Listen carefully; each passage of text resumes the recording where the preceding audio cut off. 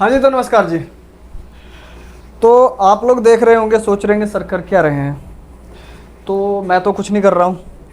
हाँ, पर देख रहा हूँ कि आप लोग देख रहे हो कि मैं तैयारी कर रहा हूँ, है ना।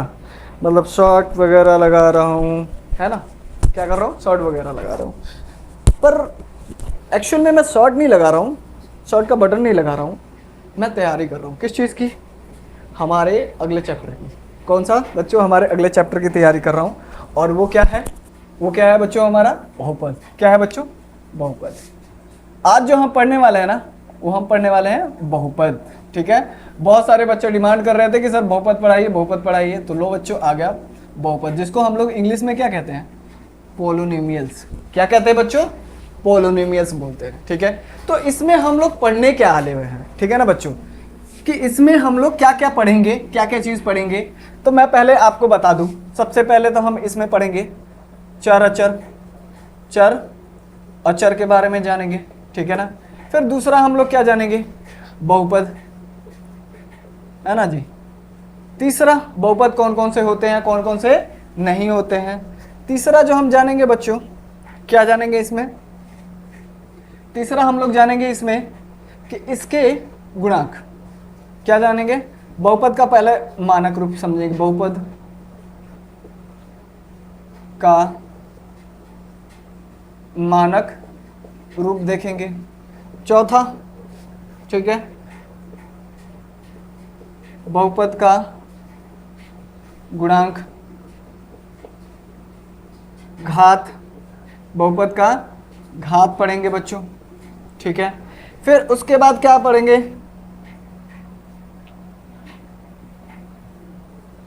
बहुपद का वर्गीकरण। क्या, वर्गीकरण बच्चों, क्या पढ़ेंगे, बहुपद का वर्गीकरण। किसके आधार पे, तो पदों के आधार पे। किसके आधार पे, पदों के आधार पे। फिर हमारा छठा क्या पढ़ेंगे बच्चों, बहुपद का वर्गीकरण किसके आधार पे, घात के आधार पे। पदों के, यहाँ पे के नहीं लिखा हूँ, के, घात के आधार पे, ठीक है बच्चों। फिर उसके बाद क्या पढ़ेंगे बच्चों, बहुपद का मान पढ़ेंगे, हमारा जो सातवां है, बहुपद का मान, ठीक है। उसके बाद क्या पढ़ेंगे बच्चों, शून्यक। शून्यक नहीं पढ़ेंगे, पहले बहुपद का गुणनखंड पढ़ेंगे, क्योंकि बहुत सारे बच्चों को ना गुणनखंड नहीं पता, बहुपद का गुणनखंड। अब बहुपद का गुणनखंड की कौन कौन सा पढ़ेंगे बच्चों, इसमें द्विघात पढ़ेंगे, द्विघात, त्रिघात,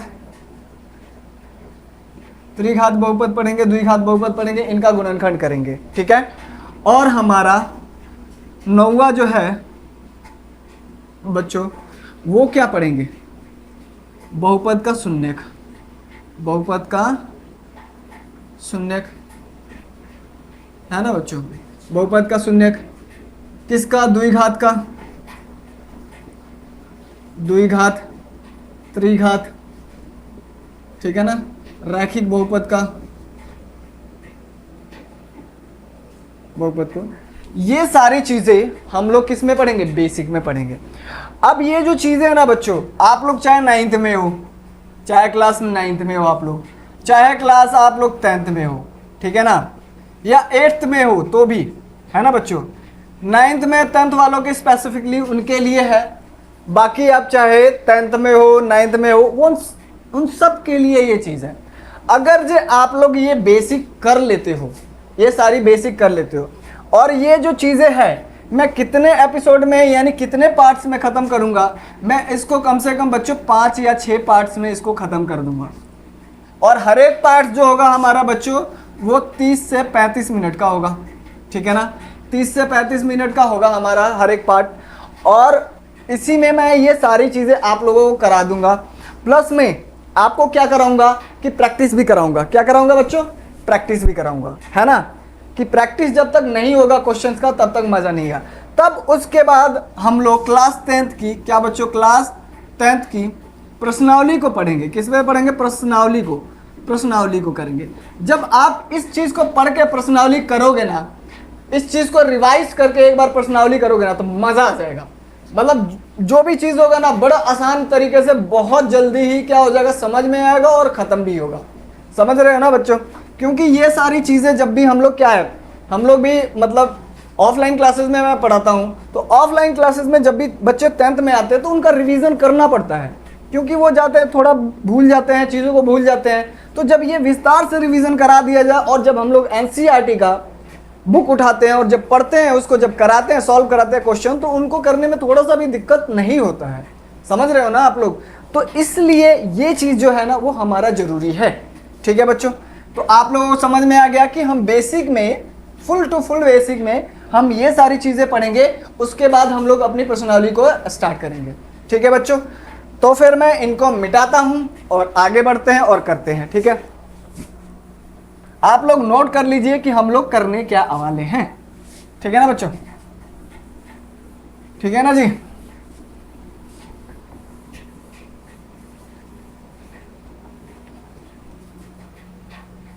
चलिए, तो सबसे पहले समझते हैं बहुपद।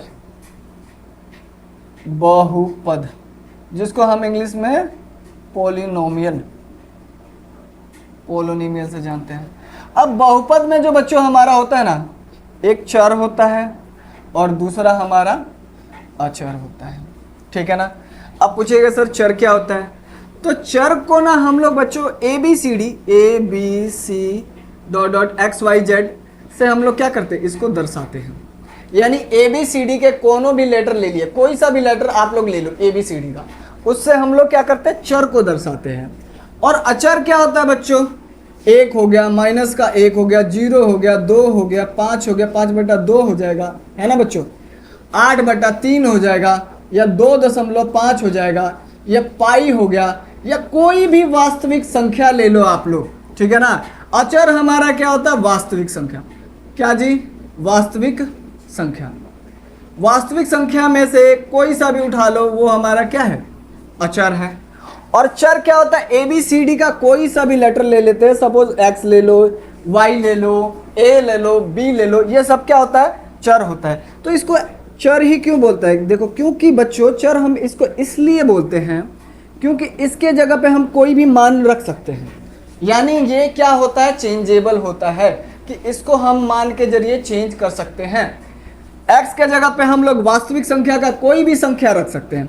x के जगह पे आप 2 रख लो, x के जगह पे आप 10 रख लो, माइनस का 2 रख लो, या 2/5 रख लो, कुछ भी रख सकते हो। पर अगर जो मैं इनमें से अचर ले लूँ, 2 ले लूँ, क्या आप 2 किसी संख्या से चेंज कर सकते हो? बिल्कुल नहीं कर सकते। किसी भी संख्या से चेंज कर सकते हो? नहीं कर सकते। 2 क्या है? 2 है, ये कभी भी चेंज नहीं होगा।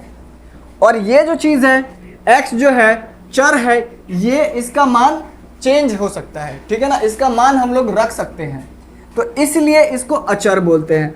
अब बच्चों हम समझते हैं कि चर और अचर, ये बहुपद की जरूरत ही क्यों पड़ी, चर और अचर की जरूरत क्यों पड़ी। ठीक है ना? इसको समझना इसलिए जरूरी है क्योंकि हमें समझ तो आए यार कि ये चीज़ इंपॉर्टेंट क्यों है। मतलब मान लो एग्जाम पॉइंट ऑफ व्यू से ये चीज़ें पूछेगा नहीं, एग्जाम में नहीं पूछेगा कि ये जरूरी क्यों है, पर हमें मालूम तो होना चाहिए। जब भी हम अपने घर में किसी को भी पढ़ाएं, अपने भाई को पढ़ाएं, अपने छोटे भाई को पढ़ाएं, मतलब जब आप लोग बड़े हो गए तो अपने छोटे भाई को या कोई भी आकर के पूछेगा भैया बहुपद बता दो और बहुपद जरूरी क्यों है ये भी बता दो। ठीक है ना? तो आप लोग कहना कि देखो, आप लोग कोई भी मैथमेटिक्स का फॉर्मूला उठा के देख लीजिए। आप उनसे कहना, बच्चों से जो भी होंगे उनसे कहना कि आप कोई सा भी मैथमेटिक्स का फॉर्मूला उठा के देख लो, उसमें चर और अचर होगा, बिना चर के वो फॉर्मूला होगा ही नहीं। जैसे मान लो अगर जो मैंने एक वृत्त ले लिया और इसका क्षेत्रफल निकाला, तो क्या होता है बच्चों? πr² होता है। तो पाई हमारा क्या है? अचर है, और r जो है हमारा वो क्या है? चर है कि नहीं बच्चों? अगर जो इसका परिधि निकाल लो 2πr, देखो ये 2π क्या है? ये अचर है, क्योंकि ये चेंज नहीं हो सकता। r क्या है? चर है। तो ये दोनों मिलके आ रहा है कि नहीं? चर और अचर आ रहा है। अगर जो तुम आयत का ले लो, आयत का परिमाप ले लो, तो क्या होता है? 2 गुणा लंबाई प्लस में चौड़ाई होता है ना। l क्या है बच्चों? यहाँ पे चर है। b क्या है बच्चों? चर है कि नहीं? कोई सा भी फॉर्मूला उठा के देख लो आप लोग, या फिर ले लो वर्ग का, ले लो वर्ग का क्षेत्रफल ले लो, a का स्क्वायर होता है, और a हमारा क्या है? चर है ना? यानी एक जगह पे कुछ भी हम रख सकते हैं। मान लो इसका जो भुजा दे रखा हो 4 दे रखा हो, तो क्या हम 4 एक जगह पे 4 नहीं रख सकते हैं? या इससे भी बड़ा वर्ग दे दिया, अब उसकी भुजा 7 सेंटीमीटर है, तो एक जगह पे हम क्या कर सकते हैं? 7 मान रख सकते हैं। तो इसीलिए कहते हैं ये चर है, क्योंकि इसका मान हम लोग रख सकते हैं, इसका मान बदल सकता है, इसीलिए हम इसको चर बोलते हैं। कोई सा भी फॉर्मूला उठा के देख लो, कोई सा भी फॉर्मूला मैथमेटिक्स का, ठीक है ना, वो चर और अचर से ही मिलकर के बना होता है, ठीक है ना। या फिर त्रिभुज का ले लो आप, एक त्रिभुज का क्षेत्रफल ज्ञात करने के लिए हम क्या करते हैं? 2 गुणा एल गुणा बी कर देते हैं, ठीक है ना। और ये क्या होता है?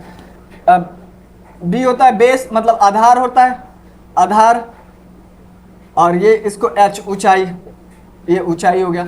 तो मान लो ऊंचाई तो कुछ भी हो सकता है ना, 7 सेंटीमीटर हो सकता है, 10 सेंटीमीटर हो सकता है, 12 सेंटीमीटर हो सकता है, ये आधार भी कुछ भी हो सकता है। तो ये क्या है? चर और अचर ही है ना। तो इनका इंपॉर्टेंस बहुत है हमारे, आप लोग आगे पढ़ोगे ना तो ये बहुपद कभी भी आपका पीछा नहीं छोड़ेगा, बात समझ लो आप लोग। तो इसको बहुत समझदारी से पढ़ना है, ठीक है। और हम लोग बिल्कुल विस्तार से पढ़ेंगे और विस्तार से समझते हुए चलेंगे, ठीक है बच्चों। तो इसको हम मिटाते हैं। आप लोगों ने चर समझ लिया और अचर समझ लिया। अचर को हम लोग कभी भी नहीं बदल सकते ना, इसको चेंज कर सकते हैं।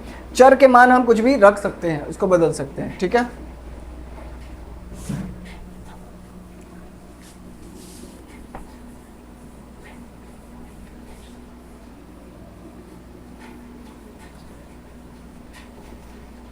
इसको मैं मिटा देता हूं ताकि थोड़ा सा जगह हम लोगों का बन जाए, ठीक है बच्चों। चलो फिर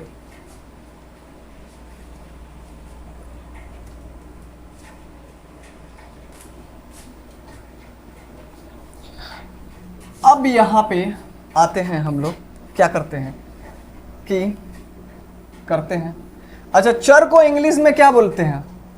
चर को इंग्लिश में हम लोग बच्चों बोलते हैं, चर को इंग्लिश में बोलते हैं वेरिएबल।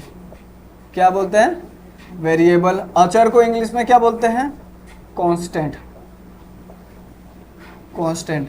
ये मैं इंग्लिश में क्यों लिखवा रहा हूँ? इंग्लिश में लिखवाने का एक कारण ये है कि जब आप लोग 11th में जाओगे, ठीक है ना, 11th में जाओगे, 12th में जाओगे और आपने क्या ले लिया? मेडिकल ले, नॉन मेड ले लिया, यानी मैथ से आप लोग लेकर के पढ़ रहे हो, तो वहाँ पे ये सारी टर्म्स जो है वो सारे के सारे इंग्लिश में हो जाएगा और आप लोग पढ़ रहे हैं हिंदी में, ठीक है ना। तो मैं इसके साथ साथ लेके चल रहा हूँ ताकि ये टर्म्स आप लोग समझते हुए चले, ठीक है बच्चों। तो इसको करते हैं। हाँ, तो जैसे मान लो एक एग्जांपल लेते हैं बच्चों, px बराबर 2x स्क्वायर प्लस में 5x प्लस में 6, ठीक है। ये जो पद होता है इसको हम लोग बोलते हैं चर बोलते हैं बच्चों, और ये होता है हमारा अचर। मैंने बताया था ना, चर और अचर को मिला करके ही बहुपद बनता है, ठीक है ना। तो यहाँ पे चर भी है अचर भी है, ये भी है हमारा 5 क्या है? अचर है, और ये हमारा चर है, ये हमारा अचर है। इसको हम अचर पद बोलेंगे। कौन सा बोलेंगे? अचर पद बोलेंगे। समझ में आया? एक और एग्जांपल ले लेते हैं। इसको पढ़ेंगे क्या बच्चों? यहाँ पे x के जगह पे y भी ले सकते हैं आप लोग, ठीक है ना, कि 2y स्क्वायर प्लस में y प्लस में 3, ठीक है। तो ये इसको हम लोग क्या बोलते हैं? चर बोलते हैं। जो भी ABCD का लेटर होगा वो हमारा क्या होगा? चर होगा। ये भी क्या है? हमारा चर है। ये क्या है? अचर है, ठीक है ना बच्चों। क्या है? ये अचर है। समझ में आया? कोई सा भी ले लो आप लोग। एक और ले लो एग्जांपल, px बराबर में 2x स्क्वायर या 2x ले लो। यहाँ पे मैं t ले ले रहा हूँ तो 2t ले लिया मैंने, ठीक है ना। तो ये हमारा क्या है? चर है। क्या है बच्चों? चर है। t हमारा क्या है? चर है, ठीक है ना। या फिर ले ले तो p a 2 a के 100, तो ये हमारा क्या है? चर है, ये अचर। समझ में आया? तो चर और अचर को ही हम लोग मिला करके क्या होता है? बहुपद होता है। उसी को हम लोग क्या कहते हैं? बहुपद कहते हैं, ठीक है बच्चों। अब हम चलते हैं, ये तो हमें पता चल गया कि चर और अचर को मिला करके ही बहुपद बनता है, पर इसमें कई सारे ऐसे चर और अचर होते हैं पर वो बहुपद नहीं होते। चर अचर होते हुए भी बहुपद नहीं होते, ठीक है ना। तो अब हम पता करेंगे कि कौन कौन से बहुपद होते हैं और कौन कौन से बहुपद नहीं होते हैं। ठीक है ना जी। बहुपद कौन कौन से होते होते हैं। ठीक है ना जी। तो मैंने एक एग्जांपल लिया, जैसे मान लो पहला एग्जांपल ले लिया 2x² प्लस में 5x प्लस में 3। दूसरा एग्जांपल ले लिया मैंने 3/2x प्लस में 3। तीसरा एग्जांपल ले लिया बच्चों मैंने कि 3 प्लस में x/2। चौथा एग्जांपल ले लिया बच्चों 3x के माइनस घात 2 प्लस में x प्लस में 6। ठीक है। पांचवा एग्जांपल ले लिया बच्चों मैंने कि 2√2x² प्लस में x प्लस में 3। ठीक है ना। एक और एग्जांपल ले लिया बच्चों मैंने कि 2√3x। ठीक है ना, प्लस में 3। ठीक है। एक और एग्जांपल ले लेते हैं हम लोग, क्योंकि हमें समझना है किस किस को बहुपद कहते हैं और किस किस को बहुपद नहीं कहते हैं। ये नहीं समझ में आएगा तो फिर कैसे आएगा समझ में आपको। तो सातवां ले लेते हैं, हम ले लेते हैं बच्चों x² 2/x प्लस में 3। तीसरा आठवां ले लेते हैं हम लोग, ठीक है ना, कि 9/x² प्लस में x प्लस में 3। अब इनमें से देख करके आप लोगों को क्या करना है, पता करना है कि कौन कौन सा बहुपद है और कौन कौन सा नहीं है। ठीक है ना। तो पहले मैं क्या करता हूं, आप लोगों को डेफिनेशन लिखवा देता हूं कि कौन कौन से बहुपद होते हैं और कौन कौन से बहुपद नहीं होते हैं। सबसे पहले ये समझो, ये x है और x के ऊपर जो घात होता है वो चर का घात बोलते हैं। यहाँ पे चर का घात 1 है, यहाँ पे चर का घात 1 है, यहाँ पे चर का घात 2 है, यहाँ पे चर का घात 2 है, इसका घात 1 है, इसका घात 1 है, इसका घात 1 है, इसका घात माइनस के 2 बटे, इसका घात 1 है, इसका घात 2 है, इसका घात 1 है। ठीक है ना बच्चों। तो इसको पहले समझते हैं, ठीक है, कि कौन कौन से बहुपद होते हैं और कौन कौन से बहुपद नहीं होते हैं। ठीक है ना। तो बोलेंगे चर का घात बहुपद में, किसी भी बहुपद में, किसी भी बहुपद में चर का घात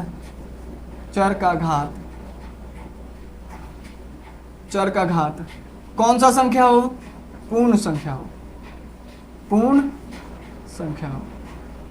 ठीक है ना, वह बहुपद कहलाता है। अब पूछोगे, किसी को पूर्ण संख्या नहीं पता होगा तो पूर्ण संख्या मैं बता दूं, जो भी इसको हम लोग होल नंबर से W से डिनोट बताते हैं। 0 आता है, 1 आता है, 2 आता है, 3 आता है, 4 आता है, 5 आता है और ये बढ़ता चला जाता है। इसी को हम लोग क्या कहते हैं, पूर्ण संख्या बोलते हैं। ठीक है ना। पहला तो ये हो गया। ठीक है ना। इसी एक से आप लोग समझ जाओगे कि कौन सा बहुपद है, कौन सा बहुपद नहीं है। पर कई सारे बच्चों को समझ में नहीं आता है। फिर उसके लिए हम थोड़ा सा एक और जोड़ लेते हैं रूल, कि अगर जे बहुपद चर का वर्ग, जो वर्ग होगा, चर का वर्ग, चर एक पूर्ण वर्ग हो, चर क्या हो, एक चर पूर्ण वर्ग हो, क्या हो, पूर्ण वर्ग हो, पूर्ण वर्ग हो तो बहुपद है। तो क्या है, बहुपद है। इसका कहने का मतलब क्या है कि अगर जब मान लो कि x है, x का घात 2 है और रूट में है, तो रूट में से 2 से स्क्वायर कट जाएगा तो x आ जाएगा। पर वही अगर जी रूट खाली x है तो कटेगा जी, ये पूर्ण वर्ग होगा, नहीं होगा। ये तो पूर्ण वर्ग हो गया पर ये पूर्ण वर्ग नहीं हुआ। तो ये जब पूर्ण वर्ग नहीं हुआ इसका मतलब क्या है, वो बहुपद नहीं है। ठीक है ना।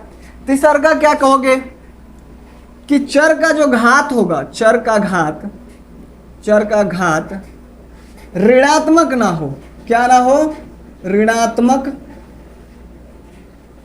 ऋणात्मक ना हो तो वो क्या है, बहुपद है।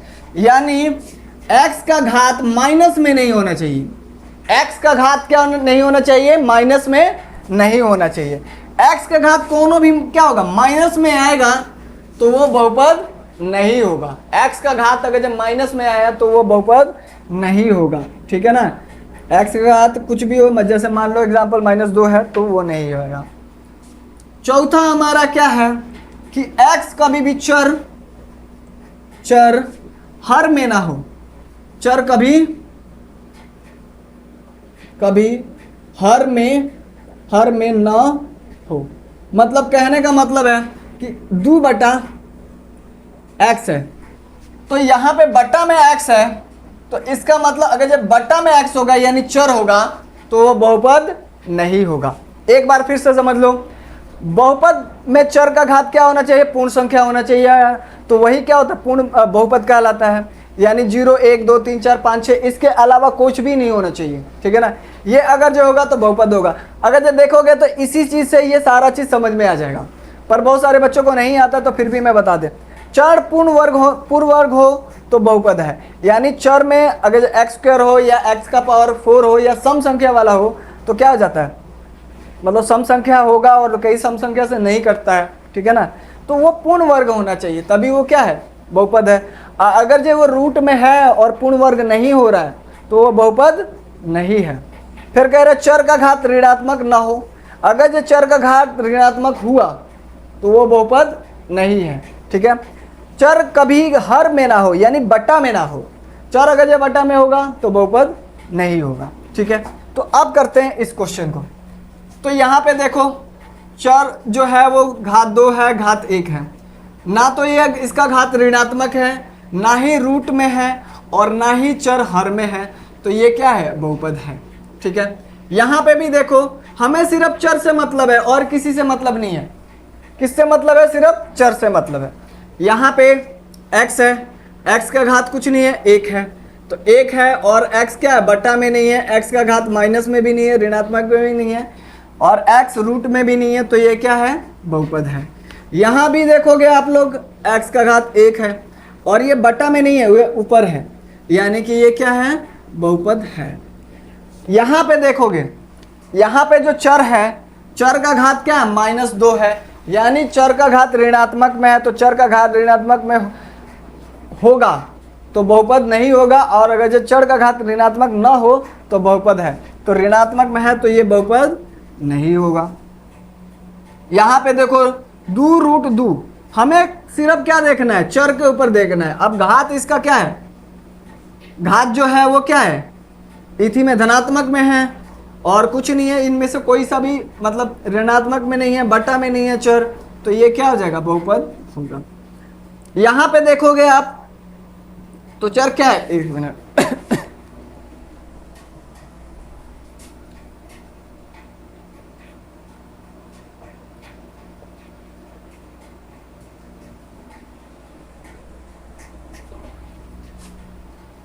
यहाँ पे देखोगे तो चर हमारा किस में है, रूट में है। यहाँ जब चर रूट में है और पूर्ण वर्ग हो भी नहीं रहा है तो हमारा क्या है, इसका मतलब ये बहुपद नहीं है। क्या नहीं है, ये बहुपद नहीं है। यहाँ पे देखो, यहाँ पे चर का घात तो √2 में दिया है, ये तो सही है, पर यहाँ पे चर किस में दे दिया है, बट्टा में दे दिया है। किस में दे दिया है, बट्टा में दे दिया है, तो इसका मतलब ये बहुपद नहीं है। यहाँ भी चर देखोगे तो किस में दे रखा है, बट्टा में दे रखा है, तो ये बहुपद नहीं है, ठीक है ना। एक और एग्जांपल लेते हैं, थोड़ा सा और आप लोगों को थोड़ा कंफ्यूज करते हैं, थोड़ा डिफिकल्ट लेके चलते हैं, मज़ा थोड़ी ना आएगा ऐसा जी, थोड़ा सा ऐसा होना चाहिए जिसमें मज़ा आ जाए, है ना। तो मान लो एक मैंने ले लिया कि मैंने एक एग्जांपल ले लिया, सर एक और एग्जांपल, 2 और एग्जांपल करा दीजिए ताकि 10 पुग जाए, ठीक है ना। तो मैं 10 पुगा रहा हूँ बच्चों आप लोगों को कि मान लो ये 2 है और x का घात -2 है, प्लस में x है और 1 है, ठीक है ना। अब मैं पूछता हूँ क्या ये चर है, क्या, सॉरी चर कह रहे, क्या ये बहुपद है। तो बहुत सारे बच्चे बोलेंगे सर x का घात यहाँ पे माइनस में है तो ये बहुपद नहीं है। पर आप लोग देखोगे जब हमारा क्या होता है, अगर जब हम लोग करते हैं, आप लोग जब घात और घातांक पढ़े होंगे तो वहाँ पे समझे होंगे कि माइनस का घात दो माइनस का घात एक हो तो इसको 1/2 लिख सकते हैं, ठीक है ना। और यहीं पे अगर जो 1/2 माइनस में 1 हो, घात -1 हो, तो इसको सीधा हम 2 लिख सकते हैं। लिख सकते हैं कि नहीं लिख सकते हैं। उसी तरह अगर जो x का घात माइनस में 1 है तो इसको 1/x लिख सकते हैं, 1/x लिखते हैं। अगर जो इसी का घात अगर जो 1/x का घात -1 हो तो उसको हम लोग x लिख सकते हैं, ठीक है ना। तो मैं इसको कहूँगा बच्चों ये बहुपद है। कैसे है? इस रूल से है। यानी x का घात क्या है, बटा में माइनस में है तो ये ऊपर जाएगा तो क्या हो जाएगा, ऊपर जाएगा तो 2 से गुणा हो जाएगा और गुणा होकर के x किस में हो जाएगा, पॉजिटिव में हो जाएगा, है ना। ऋणात्मक खत्म हो जाएगा तो ये x हो जाएगा और ये प्लस में 1। तो देखो बच्चों ये घात बहुपद हुआ कि नहीं हुआ? बिल्कुल हुआ सर। मजा आ गया ना सर? कहोगे सर मजा आ गया, ठीक है ना। ये चीज़ समझ के आप लोग समझ गए हो तो बच्चों कहना है हाँ जी सर समझ गए, यस लिख के बता दो बच्चों कि हाँ सर ये समझ में आ गया, ठीक है ना। एक और अगर जो आप लोग को हो गया तो बच्चों मैं एक और एग्जांपल ले लेता हूँ, ठीक है ना। कि मान लो मैंने यहाँ पे ले लिया, क्या ले लिया बच्चों, 10वां ले लेते हैं। तो यहाँ पे ले लेते हैं 2x²। अब इसको बटा में ले ले रहे 1/x माइनस का 1 ले लें, ठीक है, और बटा में 1 ले रहे हैं। तो मैं क्या इसको 1/x - 1 जो होता है ये हमारा क्या होता है, x होता है। तो मैं इसको ये हो नहीं जाएगा कि इसको मैं इसे ये नहीं लिख सकता हूँ 1/x का घात -1 को बराबर 1x लिख सकता हूँ, x लिख लिया अब प्लस में 1। तो ये बहुपद हुआ कि नहीं होगा? हो गया सर, समझ में आ गया, समझ में आ गया सर, ठीक है ना। बोलोगे सर समझ में आ गया, ठीक है। अब एक और एग्जांपल ले लेते हैं, ठीक है ना जी। एक और एग्जांपल लेके समझते हैं।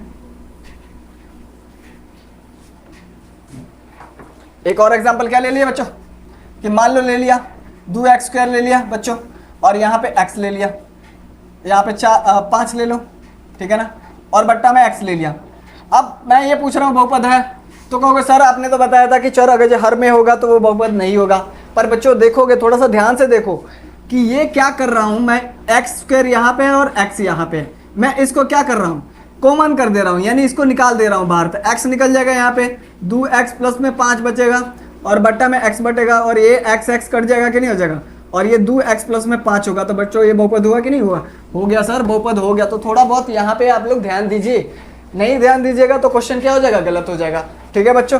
तो ये आप लोग उतार लो, ये चीज़ समझ में आ गया होगा। और मैं इसको मिटकाता हूँ जब तक आप लोग उतार लो, ठीक है बच्चों। मैं हट जाता हूँ, साइड हो जाता हूँ, ठीक है बच्चों, उतार ले। हाँ जी बच्चों, तो हमारा हो गया। अब हमने बहुपद समझ लिया कि बहुपद कौन सा होता है, ठीक है ना बच्चों। अब आता है बहुपद को सजाना, व्यवस्थित करना, ठीक है ना। बहुपद तो समझ में आ गया कि बहुपद होता कौन है। अब उसको हम लोग व्यवस्थित करना, व्यवस्थित रूप में लिखने को हम लोग करते हैं, ठीक है ना। तो अगर जब हम उसको व्यवस्थित रूप में लिखते हैं तो उसको क्या बोलते हैं, बहुपद का मानक रूप लिखते हैं। उसको क्या बोलते हैं, बहुपद का मानक रूप। इसको इंग्लिश में क्या बोलते हैं, स्टैंडर्ड फॉर्म ऑफ पॉलिनोमियल्स बोलते हैं, है ना बच्चों, ठीक है। अब मानक रूप क्या होता है, ठीक है। हम लोग 2-3 एग्जांपल लेते हैं, ठीक है ना। पहला एग्जांपल ले लिया मैंने 2x³ ले लिया बच्चों, x ले लिया, x² ले लिया, प्लस में 5 ले लिया। दूसरा का एग्जांपल ले लिया मैंने,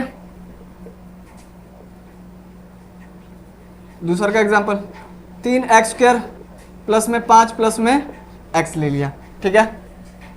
तीसरा एग्जांपल ले लिया बच्चों मैंने कि 2x का घात 3 13 और x का घात 100 100 प्लस में 5x ले लिया और इधर का मैंने 10 ले लिया। एक और ले लेते हैं बच्चों, ठीक है, कि 2 प्लस में x ले लिया, x का घात 2 ले लिया, ठीक है। एक और ले लेते हैं हम लोग, ठीक है ना, कि x प्लस 3x², ठीक है ना। ये हमने ले लिया। एक और ले लेते हैं, 6 ले लेते हैं ताकि थोड़ा सा और बढ़िया तरीके से समझे कि क्या होता है, ठीक है ना। कि मैंने ले लिया यहाँ पे x² ले लिया बच्चों, x³ ले लिया 5x³ और यहाँ पे x ले लिया और यहाँ पे 5 ले लिया, ठीक है ना। इन 6 एग्जाम्पल को आप लोग देखिए, ठीक है ना। अब मैं इसको क्या कर रहा हूँ, इसको मैं किसी और क्रम में लिख रहा हूँ, उस क्रम को ध्यान देखना, ठीक है ना। पहले मैंने क्या लिखा, 2x का घात 3 लिख लिया, ठीक है ना। फिर प्लस में x का घात 2 रख लिया, फिर यहाँ पे प्लस है और x है और प्लस का 5 है। ठीक है ना बच्चों।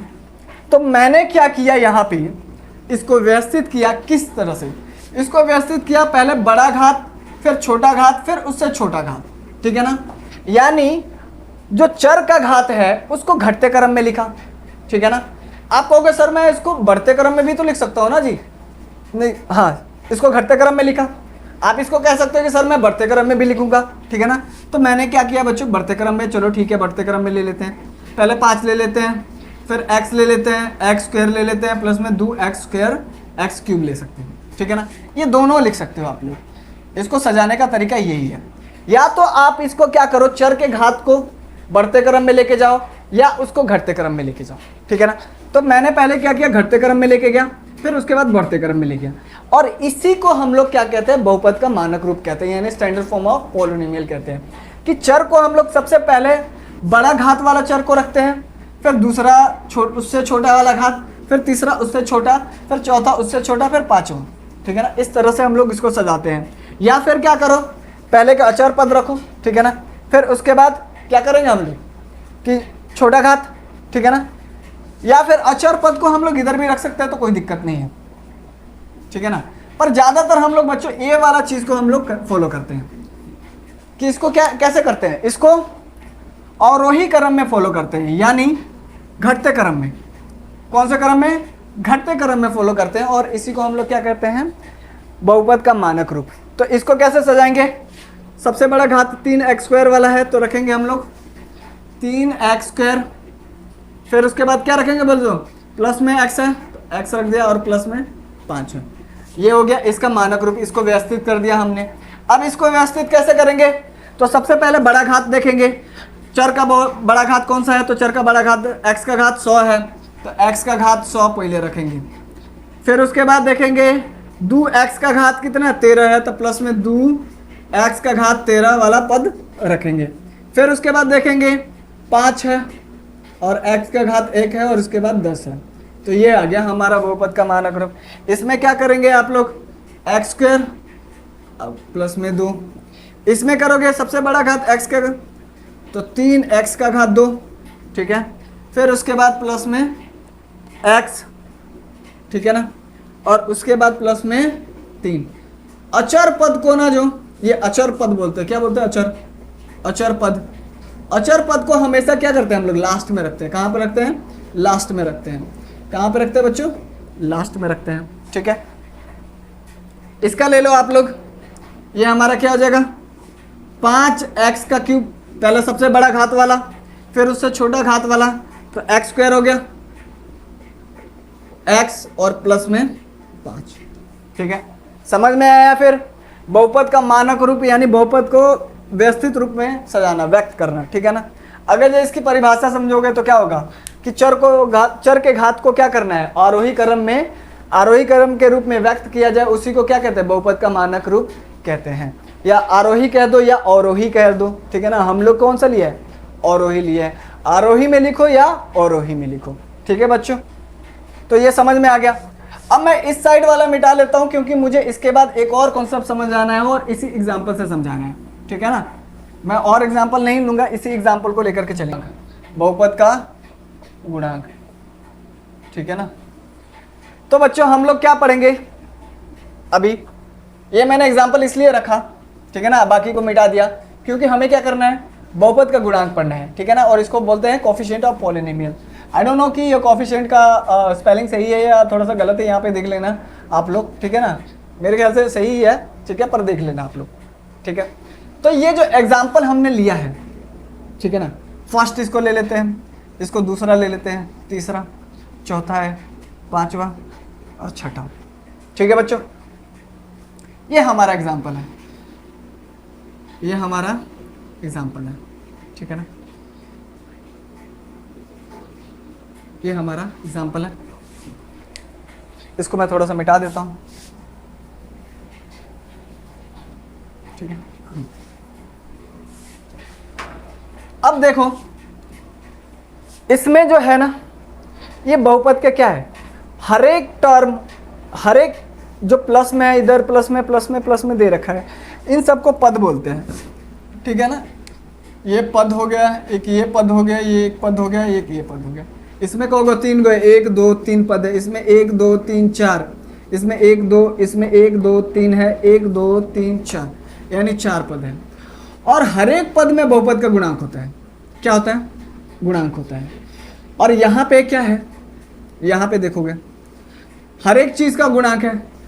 यानी अगर जब मैं पूछूं गुणांक क्या होता है, किसी भी संख्या या किसी से भी वो गुणा में हो, जैसे 2 से क्या गुणा में है? 2 से गुणा में 4 है, तो 2 का गुणांक क्या हो गया? 4 हो गया। या 4 का गुणांक मैं इसको 2 भी बोल सकता हूँ, ठीक है ना, ऐसे बोल सकते हैं हम लोग, ठीक है ना।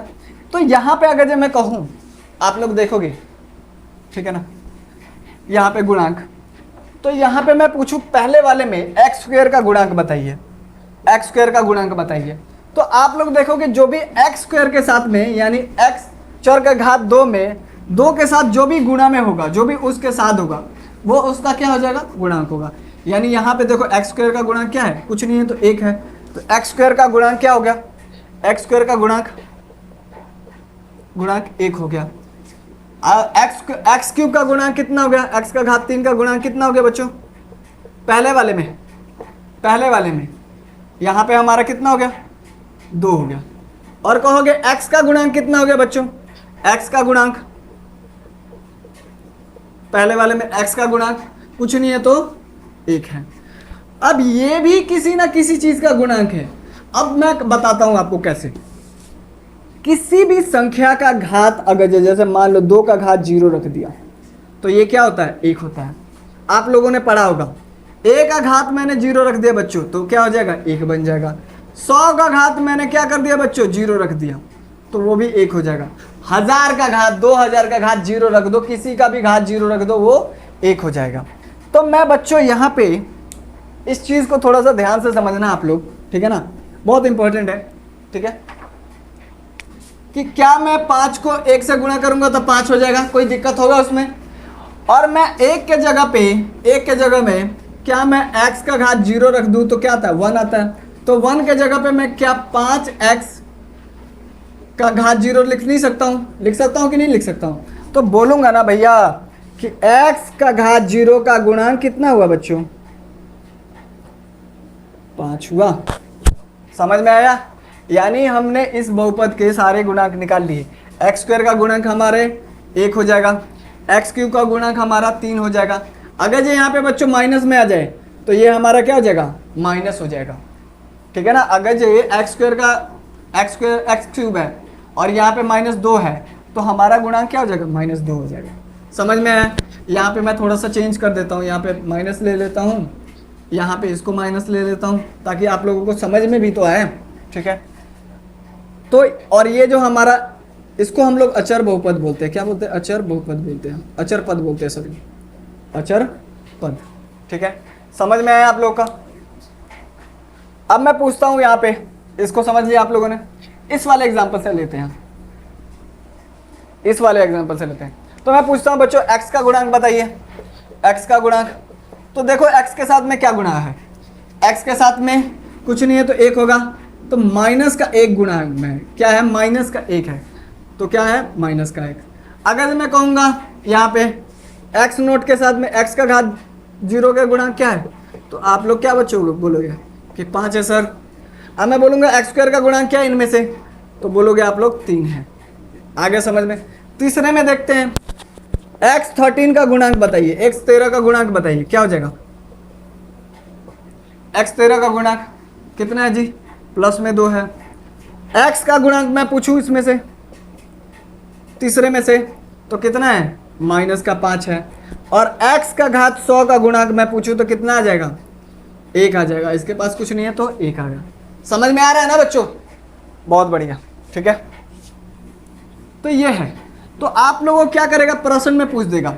जैसे यहाँ तक आप लोगों ने सीख लिया, तो इनसे मैं क्वेश्चन कर देता हूँ, क्वेश्चन बना देता हूँ, ताकि आप लोग इसका आंसर दें। इसमें पूछेगा एक्स स्क्वायर का गुणांक लिखिए, ठीक है ना जी? लिखिए। तो एक्स स्क्वायर का गुणांक क्या हो जाएगा बच्चों? यहाँ पे एक्स स्क्वायर का गुणांक जो होगा क्या होगा? 1 होगा।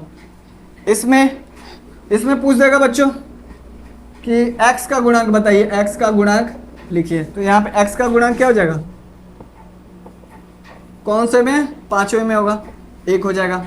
इसमें बता दूं, इसमें पूछ दिया मैंने कि एक्स स्क्वायर का और एक्स क्यूब का गुणांक लिखिए, लिखिए। तो आप लोग क्या लिखेंगे, क्या लिखोगे, एक्स क्यूब का गुणांक कितना है, गुणांक सॉल्यूशन में लिखना है ये बच्चों, किस में लिखना है, सॉल्यूशन में लिखना है। कितना आ जाएगा यहाँ पे, एक्स क्यूब का गुणांक 5 है और एक्स स्क्वायर का गुणांक, जिसका गुणांक पूछना है उसका जवाब दे देना है, 1 है, ठीक है।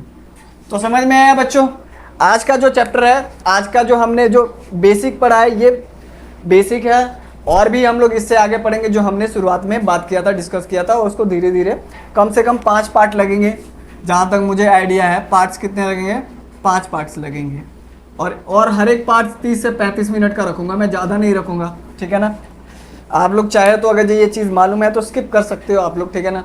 और बच्चों आप लोगों को पसंद आया ना तो प्लीज़ लाइक कर दीजिए, ठीक है ना बच्चों, और हमारे साथ जुड़ जाइए, कमेंट भी कीजिए, सब्सक्राइब भी कीजिए, और जो भी आपके यार दोस्त होंगे, या भाई बहन होगा, या मासी का लड़का होगा, मौसा का लड़का होगा, फूआ का लड़का लड़की होगी, तो आप उसके साथ शेयर कीजिए बच्चों, ठीक है। और हमारा जो चैनल है ना बोर्ड कक्षा है, उसके साथ में जुड़ जाइए।